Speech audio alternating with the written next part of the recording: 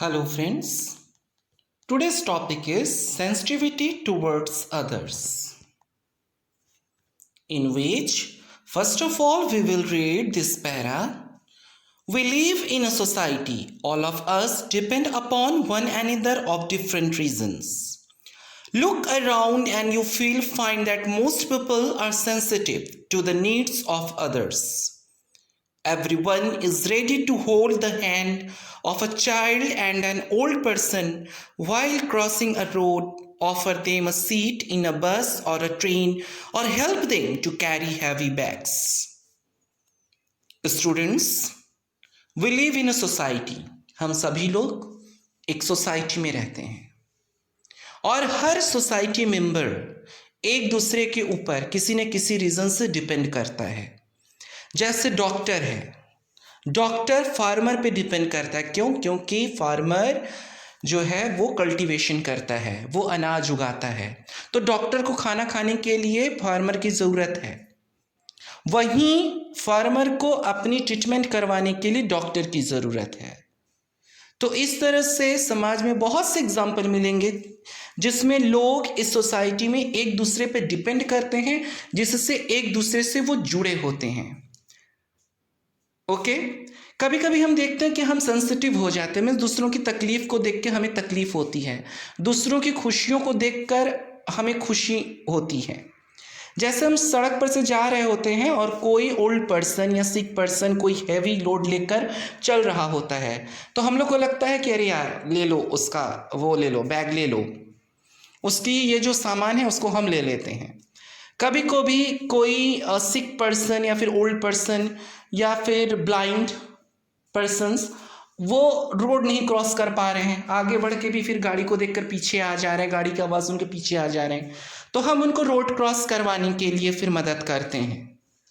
तो ये जो है दूसरों की तकलीफ को महसूस करना, या फिर किसी का बच्चा टॉप किया, आईएएस हो गया, तो मम्मी पापा अरे भाई उनके बच्चे तो आईएएस बन गए, ऑफिसर बन गए, पायलट बन गए, सक्सेस हो गया वो अपनी लाइफ में, वो अपनी कैरियर बिल्डअप कर लिया।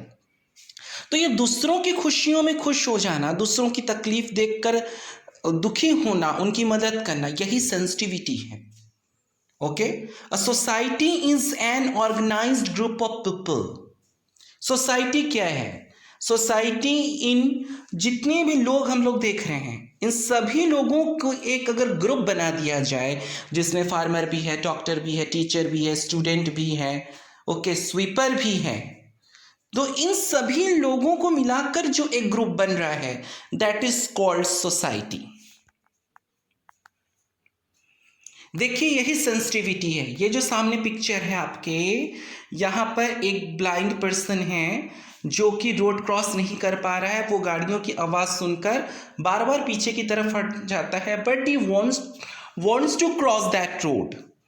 ऐसे में एक छोटा सा बच्चा जो देख सकता है वो उसके हाथ पकड़कर उसका रोड क्रॉस करवा रहा है।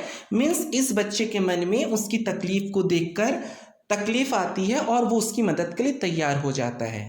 तो ये जो आया हमारे मन में, that is sensitivity towards other. अक्सर आप लोग देखे होंगे सिक पर्सन्स, ओल्ड पर्सन्स को हाथ पकड़ के उठाते, उनको पकड़कर बैठाते हुए, लेटाते हुए। ये भी क्या है, उन ओल्ड पर्सन जो बूढ़े व्यक्ति हैं, जो हमारे घर के ग्रैंड पेरेंट हैं, आस पड़ोस में हैं, कभी ट्रेन में मिल जाते हैं, कभी बस में मिल जाते हैं, तो उनको हम लोग सीट ऑफर कर देते हैं। ठीक है, तो ये चीज़ जो है वो सेंसिटिविटी टुवर्ड्स अदर्स कहलाती है। कभी कभी आपका दोस्त रो रहा होता है, कभी उसका इरेजर नहीं मिलता, पेंसिल नहीं मिलती, या उसको भूख लगी होती है, या उसके पापा उसको किसी वजह से डांट देते हैं, उसके एग्ज़ाम में किसी सब्जेक्ट में कम मार्क्स आ जाता है, तो वो तकलीफ़ में होता है, वो कभी कभी कोई मैच, कोई कंपटीशन हार जाता है, तो वो रोने लगता है। तो आप क्या करते हो? आप उसके पास जाते हो, उसके आंसू पोंछते हो, उसको समझाते हो, नहीं कोई बात नहीं, तरह तरह की बातों से आप उसको खुश करना चाहते हो, उसको चुप करवाना चाहते हो। तो ये क्या है? ये आपका उस दोस्त को जो तकलीफ हो रही है, उस तकलीफ से आपको भी तकलीफ हो रही है, आपको अच्छा नहीं लग रहा है और आप चाहते हैं कि वो तकलीफ उसकी दूर हो जाए।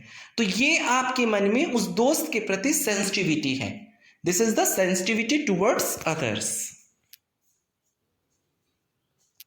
ये सेंसिटिविटी सिर्फ हमें ह्यूमन बींग्स के प्रति नहीं होना चाहिए कि हाँ वो ओल्ड पर्सन है, वो सिक पर्सन है, वो ब्लाइंड है, ठीक है, कोई फिजिकली चैलेंज्ड पर्सन है, कोई विजुअली चैलेंज्ड पर्सन है, तो केवल उन लोगों के प्रति नहीं होना चाहिए, किसी गरीब लोग के प्रति नहीं होना चाहिए, उनके प्रति भी हो। और जो एनिमल्स हैं, बर्ड्स हैं, पेट्स हैं, हमारे डोमेस्टिक एनिमल्स हैं, उन सब के प्रति होना चाहिए। जैसे गर्मी के दिनों में हमें पेड़ के नीचे कुछ अनाज के दाने और एक बर्तन में पानी रख देना चाहिए, ताकि जो बर्ड्स हैं उन्हें आसानी से खाना और पानी मिल सके, क्योंकि गर्मी के दिनों में उनके सामने एक जो पानी की समस्या है वो बहुत बड़ी हो जाती है। फिर कभी कभी देखा है मैंने कि वैसे तो बच्चा बहुत अच्छा है, वो अपने ग्रैंड पेरेंट्स की मदद करता है, अपने मम्मी पापा की, लेकिन रास्ते से कभी कभी कोई डॉगी गुजर रहा होता है तो उसको उठा के पत्थर और मार के उसे बहुत मजा आता है जब वो चिल्लाते हुए भागता है तो, या किसी छड़ी से किसी गाय को मार देता है। That is not good.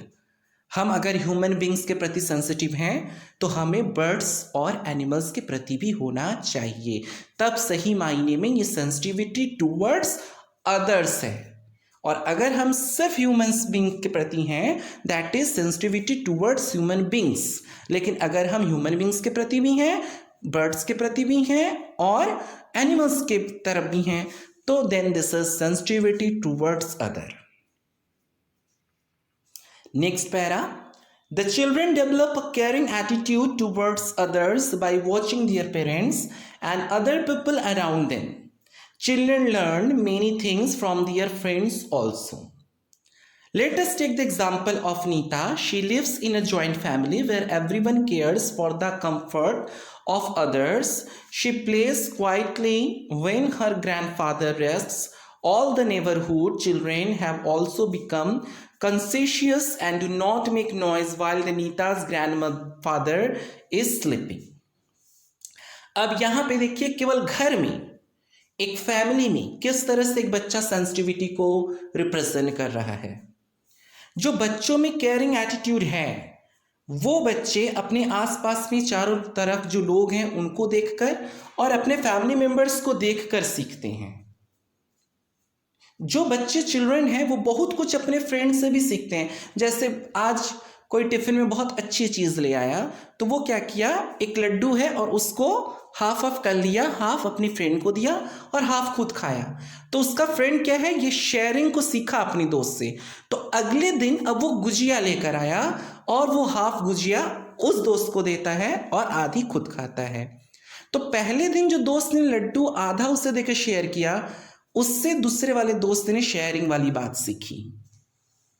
जब वो देखता है कि नहीं, ग्रैंड पेरेंट की हमारे पेरेंट उनकी बहुत अच्छे से सेवा कर रहे हैं, उनकी देखभाल कर रहे हैं, उनकी केयर कर रहे हैं, तो फिर ये जो केयरिंग वाला नेचर है ये बच्चों में आता है देखकर।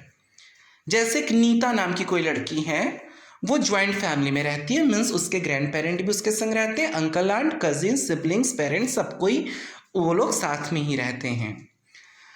अब ज्वाइंट फैमिली में एक दूसरे को केयर करना बहुत ज़रूरी हो जाता है, लेकिन इतना आसान नहीं होता क्योंकि वहाँ पे बहुत सारे लोग होते हैं और सारे फैमिली मेम्बर्स को देखभाल करना और सबके हिसाब से चलना थोड़ा सा मुश्किल होता है, बट नॉट इम्पॉसिबल।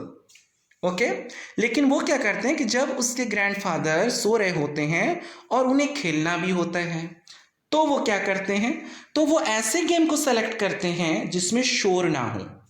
तो वो कोई इंडोर गेम ले लेते हैं और चुपचाप एक जगह बैठकर उसे खेल रहे होते हैं। ठीक है, ऐसे ही जो नीता के पड़ोस के बच्चे हैं वो भी नीता के यहाँ जब खेलने आते हैं तो वो भी इस बात का ध्यान रखते हैं कि अगर नीता इस बात का ध्यान रखती है कि उसके ग्रैंड पेरेंट्स सो रहे तो शोर नहीं मचाना है, तो उसके पड़ोस के बच्चे भी इस बात का ध्यान रखते हैं कि नीता के दादाजी सो रहे हैं और हमें शोर नहीं मचाना है। देखिए, नीता अपने दादी माँ की इस तरह से सेवा करती है, उनके बाल संवारती है, उनको खाना देती है, उनके चश्मे उठाकर देती है। तो इस तरह से वो दादी माँ के तकलीफ़ को, जो बुढ़ापे में तकलीफ़ होती है, जो दर्द होता है, उसे समझती है और इसलिए वो उनको कोऑपरेट करती है, उनकी केयर करती है, उनकी सेवा करती है। नीता अपने पड़ोस के बच्चों को बुलाती है खेलने के लिए, लेकिन अगर उसके दादाजी रेस्ट कर रहे हैं तो उस टाइम पर वह चुपचाप कोई गेम, इंडोर गेम खेलती है। देखिए नीता अपने दादा दादी के संग किस तरह से खुश है। क्यों? क्योंकि वो अपने दादा दादी का भी ख्याल रखती है और इसके बदले में उसके ग्रैंड पेरेंट जो हैं उसको ढेर सारा लव और केयर देते हैं। Thank you for this watching, and I hope you will represent a sensitivity towards other, not only towards human beings, towards animals, towards birds also. Thank you.